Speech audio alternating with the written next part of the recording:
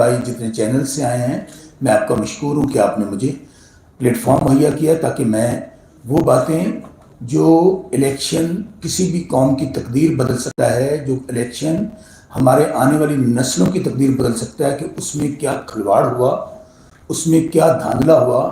یہ الیکشن پاکستان کی تاریخ کا 2024 جو الیکشن ہے، it's mother of all riggings. یہ election again I am repeating mother of all riggings. Shaukat Basra بھی 5 الیکشن میں خود لڑ چکا ہوں. 93 سے آنورڈ میں بطور ورکر بھی رہا ہوں. 2002 سے میں نے پہلے الیکشن لڑا تھا. لیکن جو جھرلو، جو فراڈ، جو عوام کے منہ پر تھپڑ مارا گیا ہے، جو قوم کا مینڈیٹ چھینا گیا ہے، جو عوام کو یہ پیغام دیا گیا ہے کہ آپ کیڑے مکوڑے ہیں، آپ کی حیثیت کیڑے مکوڑوں سے کم نہیں ہے، آپ غلام ہیں. آپ کی حیثیت یہ ہے کہ ووٹ ڈالا جائے شوکت بسرا کو، ووٹ ڈالا جائے عمران خان کے سپاہی کو.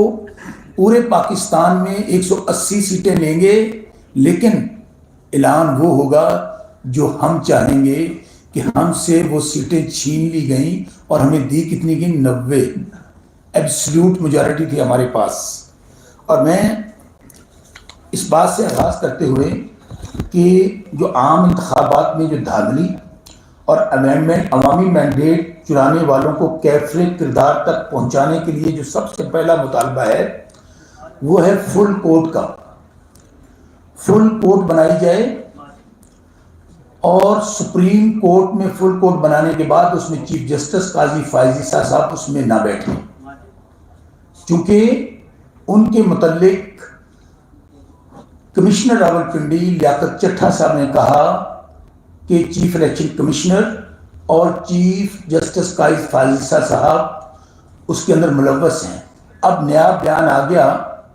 وہ بیان کیا کسی کے سامنے ان کو پیش کیا گیا چیف کمشنر راولپنڈی کو؟ کیا ان کی کوئی پریس کانفرنس کا کسی صحافی نے سنی ہے تو مجھے بتا دیں. اس لیے ہمارا مطالبہ ہے کہ فل کورٹ پھر اور بنائی جائے. ہمیں ٹرک کی بتی کے پیچھے نہ لگایا جائے. فل کورٹ بنا کر اس میں اگین ریپیٹنگ ہمیں بہت احترام ہے. پاکستان کی سب سے بڑی عدالت کے سب سے بڑے قاضی ہیں.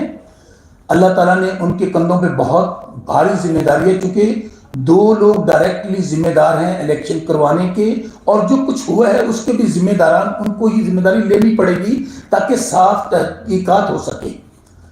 چیف جسٹس قاضی فائز عیسیٰ صاحب کے پاس ہم جب گئے کہ ہمیں ریٹرننگ آفیسر نہیں چاہیے، یہ جو ایڈمنسٹریشن سے ریٹرننگ افسر لگائے جا رہے ہیں یہ دھاندلا کروائیں گے، انہوں نے انڈورس کیا. ہماری بات نہیں مانی گئی. چیف الیکشن کمشنر ان کے پاس ہم گئے اور یہ اس کے باوجود یہ دھاندلا ہوا. پہلا مطالبہ تو ہمارا یہ ہے، اور چونکہ قوم نے مینڈیٹ دیا ہے عمران خان کو اور قوم نے امانت عمران خان تک پہنچانے کے لیے ووٹ دیا ہے.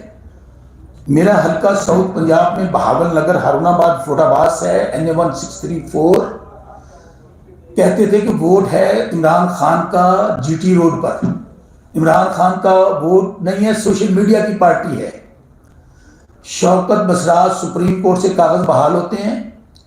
8 دن پہلے میں الیکشن میں جاتا ہوں، پارٹی توڑ دی گئی، لوگوں سے پریس کانفرنس کروا لی گئی اسی جگہ پہ جہاں میں بیٹھا ہوں، اور کسی کو کیمپین نہیں کرنے دی گئی، کوئی جلسہ جلوس نہیں، کوئی بینرز نہیں. 8 دن پہلے مجھے مور کا نشان ملتا ہے، اور اللہ تعالیٰ نے مجھے عمران خان کی بدولت، میں حلقے کی عوام ہارون آباد فوٹ آباس کا مشکور ہوں کہ انہوں نے 1 لاکھ کے قریب مجھے ووٹ دیا. ایک میرے پاس 45 فارم موجود ہیں. دوسرے نمبر پہ محمد اجاز الحق جو سابق آمر ڈکٹیٹر جنرل ضیاء الحق کا بیٹا ہے، جو اوپنلی کہتا ہے کہ مجھے اسٹیبلشمنٹ نے جتوایا ہے. وہ تیسرے نمبر کا کھلاڑی ہے 58,000 ووٹوں کے ساتھ. دوسرے نمبر پہ مسلم لیگ نون ہے 72,000 ووٹوں کے ساتھ. یہ میں اپنی ذات کی کہانی نہیں سنایا، میں الیکشن کمیشن میں قرآن پہ حلف دے کے بات کی ہے کہ جو کہوں گا اللہ کو حاضر ناظر جان کر سچ کہوں گا، اور یہاں بھی بیٹھ کے جو کچھ کہوں گا اللہ کو حاضر ناظر جان کے سچ کہوں گا. اور میں نے چیف جسٹس عامر فاروق صاحب کی عدالت میں بھی یہی بیان ریکارڈ کروایا. میں جو چیف جسٹس قاضی فائز صاحب کی عدالت میں گیا تھا، مجھے روک دیا گیا، کچھ صحافی یہاں پہ موجود ہیں، کیونکہ وہاں کیس دھاندلی کے حوالے سے لگا تھا۔ انہوں نے کہا کہ دھاندلی کس طرح ہو گئی، کس طرح الیکشن چرایا گیا۔ انہوں نے کال کیا، میں چونکہ وکٹم ہوں ڈائریکٹلی، میں نے کہا میں وکیل بھی ہوں، میں اسسٹ کروں گا اپنے قاضی صاحب کو، پاکستان کی سب سے بڑی عدالت کے چیف کو اسسٹ کروں گا کہ کس طرح پاکستان کی تاریخ کا سب سے بڑا ڈاکہ مارا گیا، عوام کے ووٹوں پر توہین کی گئی ہے۔ لیکن جیسے ہی میں روسٹرم پہ گیا، مجھے پوچھا گیا آپ کون ہیں؟ میں نے کہا میں شوق، اور مجھے کون نہیں، اور اللہ تعالیٰ کا کرم ہے، پاکستان ہو دنیا کی کوئی جگہ ہو، اس کیمرے کی آنکھ نے شوکت بسرا کا تعارف ہر کسی کو کروایا ہوا ہے۔ میں نے کہا میں سر جو کہوں گا اللہ، میں نے قرآن پاک نکالا اور روسٹر پہ رکھا، دوست گواہ لیکن سب کچھ 200 بھی بیٹھے ہوئے ہیں۔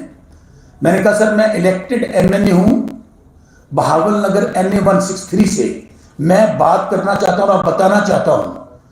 مجھے روک دیا گیا، مجھے بات نہیں کرنے دی گئی، بلکہ میں نے 2-3 بار میں نے کہا میری بات تو سن لیں، میری عرض تو سن لیں، یا میں کس کے پاس جاؤں؟ میرے الفاظ تھے کہ پاکستان کی سب سے بڑی عدالت کے سب سے بڑے قاضی کے پاس حاضر ہوا ہوں۔ پھر درمیان میں جو کچھ ہوا اس کو میں چھوٹے شارٹ کٹ کرتے ہوئے، مجھے پہلے یہ کہا گیا کہ آپ تقریر نہ کریں، یہ تقریر باہر جا کر کریں میڈیا پہ۔ آخر میں مجھے کہا گیا کہ اگر آپ نے میڈیا پہ جا کر کوئی بات کی تو you will face the consequences. مجھے باقاعدہ وہاں پر ایک پاکستانی جن کے ٹیکسز سے ہمارے ادارے چلتے ہیں، مجھے پتہ ہے قانون کیا ہے، مجھے کہا گیا کہ you will face the consequences. اس کے باوجود مجھے کورٹ کا احترام تھا، میں باہر آیا۔ جیسے ہی میں باہر آیا، ہر چینل پہ مجھے تو کہہ دیا گیا کیا چیف جسٹس قاضی فائز صاحب شوکت مجھے کہا گیا آپ نے کیس کے متعلق بات نہیں کرنی۔ میں اس کیس کے متعلق بات اب بھی نہیں کروں گا۔